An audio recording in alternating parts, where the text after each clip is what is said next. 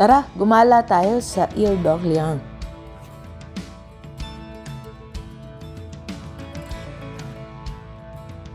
Mahigit 3 oras lamang papunta ng Ile d'Orléans mula Cowansville. Sa road trip na to, madadaanan natin ang Quebec City.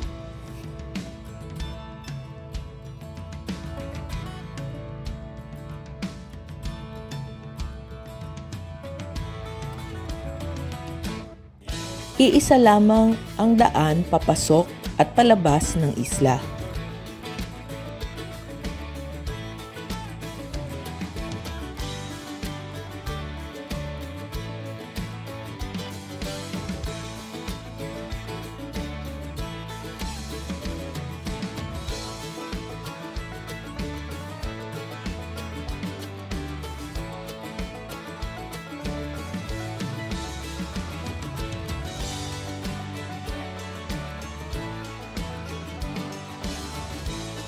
Ayan, nasa isla na kami.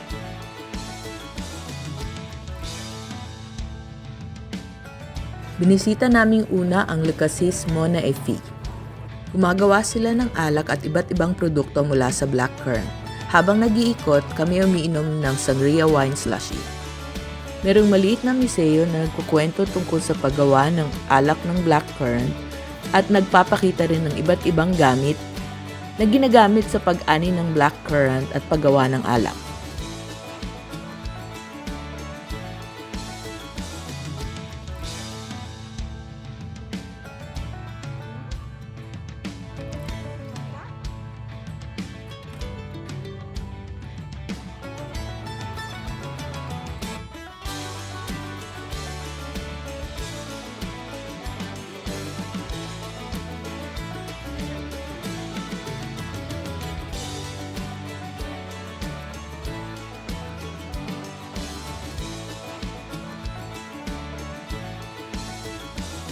Pwede kayong magdala ng sarili niyong pagkain at mag-picnic doon sa kanilang picnic area.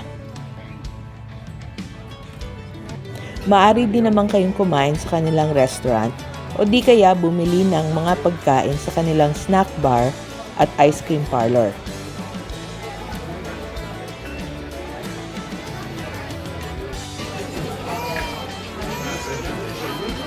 Umorder kami ng poulet focaccia, saucisse European, at saka duck confit.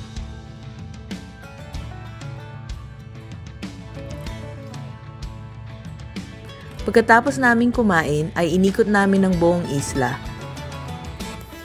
Nakikita niyo dito ang isa sa mga simbahan na matatagpuan sa isla.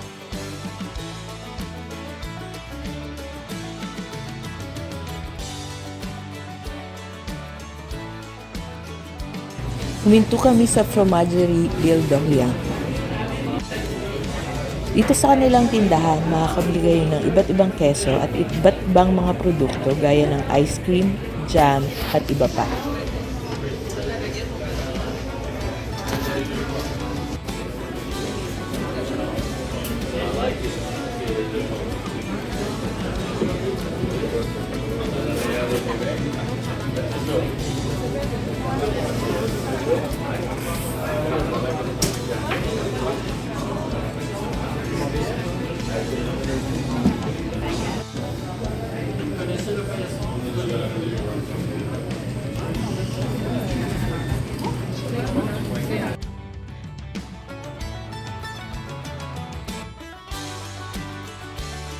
Bumili kami ng keso, ng cheesecake, at cheese ice cream para sa aming dessert.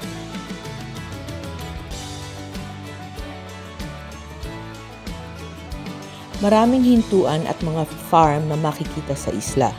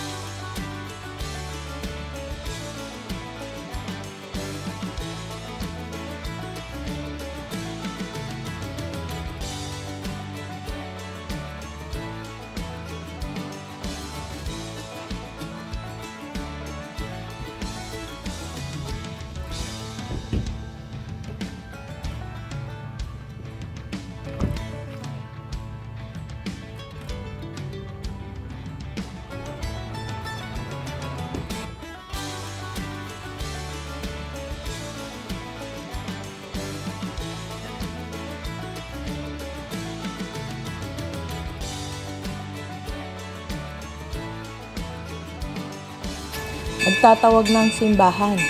Mag-uumpisa na ang misa.